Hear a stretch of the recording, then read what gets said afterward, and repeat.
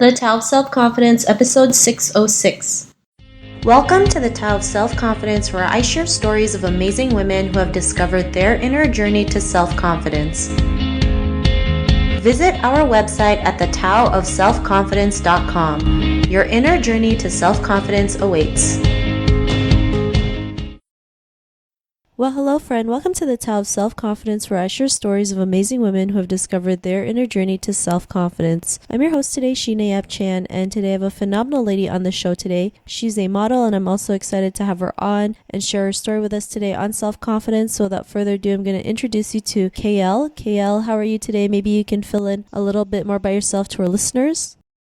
Hi, thank you so much for having me, Sheena. Okay, so I'm only 22 at the moment, so I'm still, starting out, but I've been modeling for almost 2 years now, from commercial to fashion. And I mean, even though my life is taking a little bit of a different path later on this year, modeling will always be something very close to me because it very much contributed to my self-confidence. And as crazy as it sounds with that kind of industry, it's really helped me build as a person. During my modeling, I had a really good opportunity last year to take part in a march through Oxford Street. I'm sure you may have seen it on Instagram. And Oxford Street is a massive, busy street in London. And I marched down with 10 other wonderful women to raise awareness of our own imperfections, not only in the modeling sector, but also just in life in general. So I was marching with, women of different weights, heights, races. A lady had vitiligo, another lady had albinism. And these are all people that have been looked down upon their whole lives for things that weren't in their control necessarily, like their height. Me, for example, being Asian was actually something that worked against me to start off with in my life. And it's just that I needed a lot of confidence to be able to march down a busy street in a two-piece with these wonderful women. But it was so worth it because when you see people that have seen you and they feel so empowered by you, it makes you feel empowered yourself.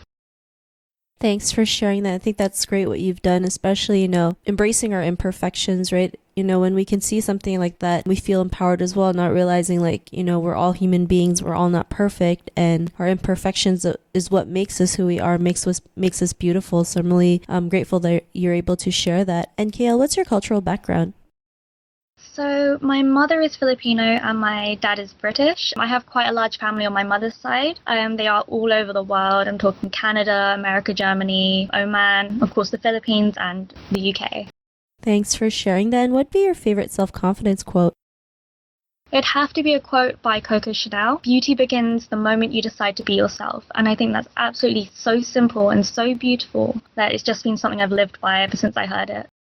Thanks for sharing that, and that's a great quote that you mentioned. And Kayelle, what would be your definition of self-confidence? I would say my personal definition of self-confidence is trusting in yourself. It's believing in yourself, your intentions, your abilities, the person that you are. It's knowing yourself. It very much goes hand in hand with self-love. You can't really have one without the other. In order to feel confident about someone, you've got to, like them, love that person that you are and embrace them. I mean, it's also about being self-aware, and it's about being comfortable with who you are. Thanks for sharing that. That's a great definition that you mentioned.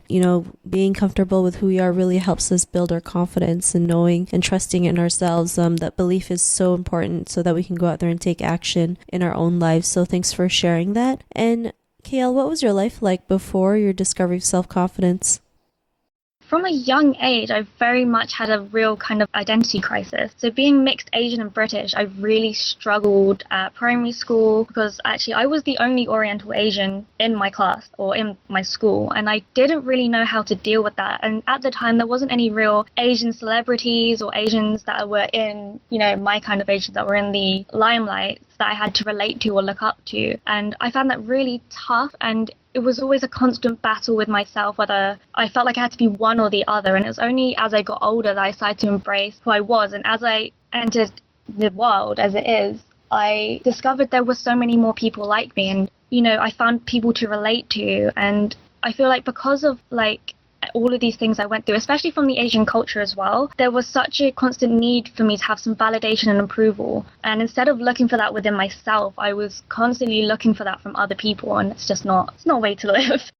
Yeah, I totally agree, especially growing up Asian, we've been programmed to seek that approval, compare ourselves to others, especially when, that's the only way we've been taught, right? Having that rigid path, not realizing like there's so many other ways to live. And yeah, back then there wasn't like a strong representation of Asian people that we can look up to, or there was, but no one's ever talked about it. We don't see them on TV. And it's like, we can't relate to other cultures sometimes because they don't know what we go through. But, slowly we're starting to get better representation, especially, with movies like Crazy Rich Asians, where it shows a powerful Asian cast. And, just seeing that really gives us that confidence boost to realize that what's possible in them is also possible for us. But what was that point in your life when you realized you're more than enough to go out there and be the person that you are today? What was that aha moment?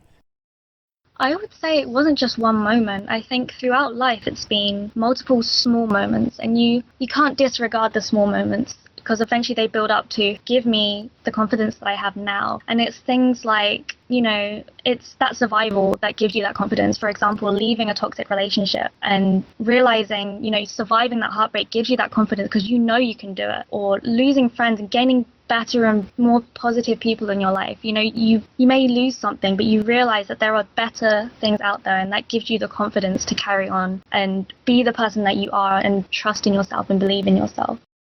Thanks for sharing that. And I love how you mentioned even though you lose one thing, you gain something better, right? And I think people tend to forget that, especially, if it's like maybe like you mentioned, a toxic relationship, we feel like that's the only person that we can attain and there's no better guy or girl out there, not realizing like once you let that toxic relationship go, there's someone actually who will come into your life when you least expect it, that who will love you just for who you are. And, because of those realizations, what's your life been like now?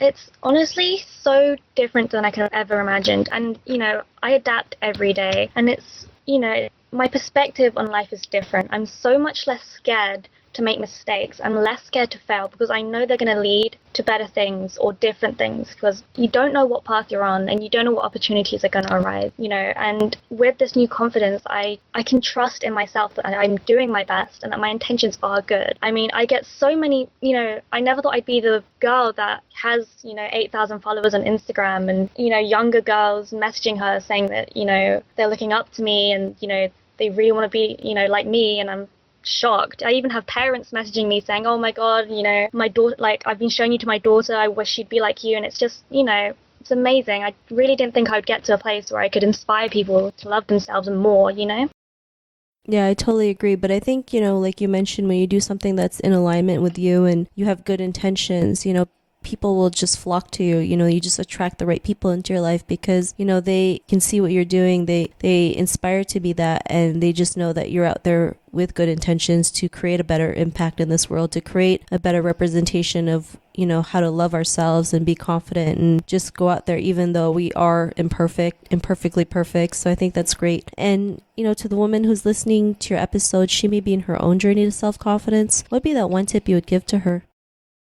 I would definitely say to her, just like happiness, self-confidence is very much a way of life and not an end goal. It's something that will take nurturing. It's not going to happen overnight. You will gain it and you will lose it, but it's maintaining it. Even though it's hard, you have to try not to compare your journey to other people's. It's not a competition and everybody is on their own path. Some paths are winding and challenging and others may not be that way. Another thing I would say as well, when coming to self-confidence, is surrounding yourself with the right people. Negative people will naturally be attracted to those with positive energy, and they will feed off you, and don't let them do that. It's okay to say no to these people because once they feed on you, they can drain you. And it's, you can work towards surrounding yourself with others of similar energy to yours. What really helped me was surrounding myself with successful and ambitious and strong women, and their habits are definitely starting to rub off on me. Thanks for sharing those great tips. And if our listeners wanted to get to know a little bit more about you and what you do, or check out some of your work, is there any links or social media profiles we can connect with? So I will be starting a blog soon, but at the moment I only have Instagram, and it would be Kayelle, which is KAY.E.LLE. Awesome. Well, thanks for sharing that. And to our listeners, if you want to connect with Kayelle, you can also head on over to thetowofselfconfidence.com and search for Kayelle's name. Her show notes will pop up along with everything else that we talked about. And I really just want to thank Kayelle today for taking the time to share her story and tips with us on self-confidence. So thank you so much, Kayelle. Thank you for having me. Not a problem. It was really great having you on the show. And to our listeners, be on the lookout for another new episode of another amazing woman's journey to self-confidence. And we'll talk to you soon. Bye for now. Thank you for tuning in to another amazing episode of the Tao of Self-Confidence. Get your free self-talk tape for building self-confidence by visiting our website at thetaoofselfconfidence.com. Your inner journey to self-confidence awaits.